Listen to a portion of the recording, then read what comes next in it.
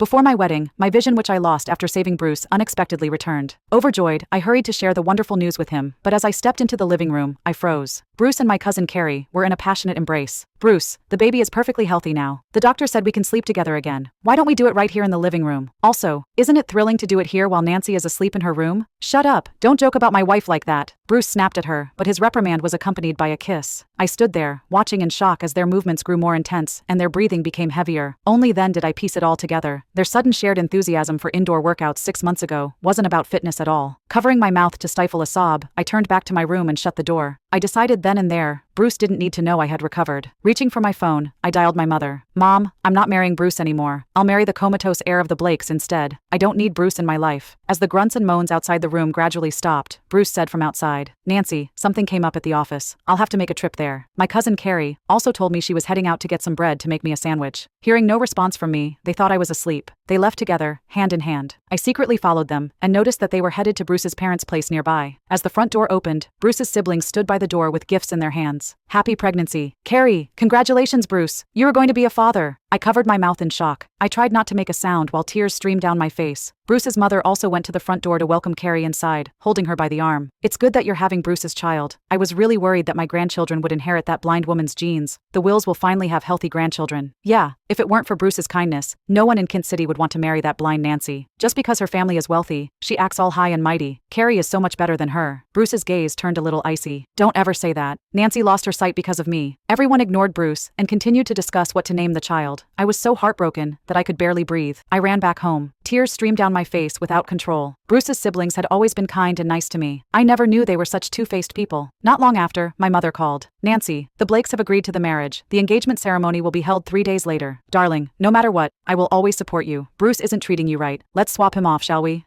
Okay, I replied with a catch in my throat. At midnight, Bruce woke me up and handed me a glass of milk to drink. This had been his routine every day. I reached out my hand when he suddenly grabbed it. Nancy, why is your hand injured? Did you go out today? It's all my fault for not protecting you. Don't worry, once we get married, I'll always be by your side. When he saw my body trembling, he held me by the shoulder in reassurance. He placed the glass of milk in my mouth. Good girl. Drink up and head back to bed. Bruce had told me more than once about how me drinking milk obediently would give him a sense of a happy home. Even if I never liked to, I would do it for him. This time, the moment he left, I spat the milk out. A while later, Carrie, who was at the door, asked, Is she asleep? Bruce wordlessly lifted her in his arms, causing the abashed Carrie to hit his chest. What if she hasn't fallen asleep? Be patient. Don't worry. The drug is powerful. Even if she's not asleep, she'll think she's dreaming. I finally understood. His concerns and the so-called happy feelings he got from me drinking milk were just a cruel cover for such disgusting things. Carrie's breath started to get shorter. The Blake's vegetable son is going to get engaged. They invited me to attend the engagement ceremony. How comical. Who on earth would think of marrying a vegetable? Bruce picked up the pace. You're being short-sighted. Being Mrs. Blake is worth millions. I wonder who got lucky. Are you going to take me along to the engagement ceremony? Dream on. The guests are wealthy and influential. You wouldn't fit in. I can only bring your cousin with me. Carrie turned away, stopping Bruce from kissing her. She said, Don't you find it embarrassing to bring a blind woman there? This is a good chance for you to get connected to the wealthy. She'll only drag you down. Besides, I heard that the woman marrying into the Blakes is from Mapletown. I'm from Mapletown too. Maybe I can help connect the two of you. Bruce gave it a thought. What Carrie said made sense to him. He eventually nodded. All right,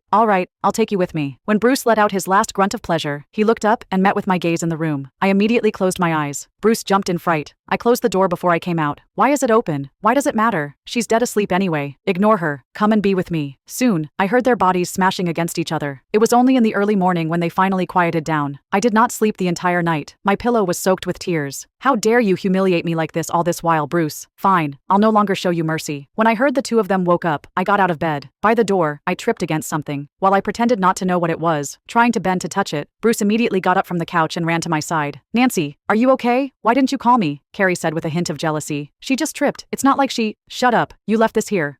Bruce cast Carrie a sharp gaze, and Carrie reluctantly shut up. The thing that tripped me was none other than Carrie's bra that Bruce had taken off the night before. Bruce was worried that I would be able to recognize it by touching it, so he picked me up and placed me right in front of the dining table. Then, he carefully fed me breakfast. His behavior disgusted me, but I forced myself to play along. Bruce, did the Blakes send the invitation for the engagement ceremony? You wanna go? Bruce was a little surprised. He added, Nancy, our wedding is in 5 days. Could you be a good girl and stay at home? I don't want you to get injured again. You'll have to be my most gorgeous bride. His eyes gleamed with detest and resentment when he said that. The juxtaposition of it all sent a chill running down my back. He was the one who started caring for me. I lowered my head and continued eating. I wonder who'd be marrying into the Blakes, I asked, sounding curious. No matter who it is, anyone who becomes Mrs. Blake would no longer need to work for the rest of their lives. How lucky. Say, if I were to marry into the Blake family, they'd be able to treat my blindness, right? Haha, Aaron Blake is a vegetable. I doubt he'd want to marry a blind woman. Bruce immediately realized that he had misspoken. He immediately apologized. I'm sorry, Nancy. I'll continue finding you a doctor. It seemed that was what he truly thought of me all this time. After he left, Carrie approached me. Carrie wore my clothes and my jewelry. From a distance, she did look quite like me. After all, our mothers were sisters. She looked at me condescendingly, her eyes gleaming with jealousy and resentment. Nancy, you've been so nice to me. You've given me money, gifts, and even a place to stay. Can I just ask for one more thing? What do you want? Bruce, do you know I'm pregnant with his child? And he's so very eager for the child to arrive. We'll be a happy family of 3. I'm sure you won't fit into the picture, right? Besides, did you know the humiliation he has suffered all these years because of your blindness? If you really love him, you'll give him to me. Let him have the right to properly tell others that he has a healthy wife, instead of a blind wife who he has to keep at home. I threw a plate on the dining table at her. She angrily grabbed me by the chin. So, what if you're pretty? So, what if your family is wealthier than mine? Bruce still chose me to attend events with him. If you're more obedient, Bruce and I will treat you better. After all, if it weren't for you rescuing me from Mapletown, I would have died a long time ago. I'll always remember this kindness. Then, Carrie turned and strutted off. All she could think of was how she would soon assume my position, without realizing a burning glare on her back. 3 days later, when my mother came over to hand me the gown, she noticed I had my eyesight back. She was overjoyed. We were just by the entrance of the engagement ceremony venue when she was called away. I entered on my own. I never expected that Bruce and Carrie were already there, holding hands like a couple. Carrie touched her abdomen from time to time. When people realized that she was pregnant, she smiled shyly. When I entered, someone hinted at Bruce. He turned around to see me with a frown. Bruce's friends surrounded us and sized me up patronizingly. I knew all of them. When I had my eyesight in the past, they would always come looking for me, persuading me to get my father to give them a business deal. When I got with Bruce, they started currying favors with Bruce. Nancy, I thought you always knew better than this. I told you not to come. Why are you here? Said Bruce impatiently. I looked at Carrie, who rolled her eyes at me. Why are you here? I snapped. Bruce and Carrie were mortified when they realized what happened. Bruce was first to come to his senses. Nancy, you have your eyesight back. That's amazing. You can finally be my gorgeous bride. Carrie's glare vanished, replaced by a pleasantly surprised look. Nancy, that's amazing. You're finally back to normal. I've been worried for you for the past few years. She wiped away her non-existent tears. She opened her arms, trying to hug me. I avoided her hug, and she fell to the floor. Ah, Bruce, help me. Bruce worriedly helped her up. He looked at me grimly. Nancy, apologize to Carrie. She's been caring for you all these years. Now that you've healed, how could you be so arrogant? I retorted. Has she been taking care of me, or taking care of you? They looked horrified at my response. Tears welled up in Carrie's eyes. Nancy, I know the blindness has made you paranoid, but Carrie tried to get up by tugging on my clothes. When I shrugged her off, she fell once more. She clutched her abdomen and cried. Bruce could no longer hide his concern. He grabbed my arm and started dragging me out. Nancy, we're at the Blakes' engagement ceremony. This is not a place for you to. Right at this moment, the lights suddenly went off. A single spotlight shone on an elegant man standing at the entrance. It was the eldest heir of the Blakes, Aaron Blake. Everyone was stunned. No one expected a comatose person would suddenly wake up. Aaron walked through the crowd and met with my eyes. He smiled. Come here, my darling fiancé. I shrugged Bruce off me, but he held onto me tightly. Nancy, if you're going to go on this way, don't blame my family for calling off the marriage. Carrie added, Nancy, Aaron has a fiancé. Even if you want to curry favor with him, this isn't the time. Bruce and Carrie looked at each other. They stood on each side of me and tried to pull me away. Who dares to lay a finger on my fiancé? Aaron bellowed.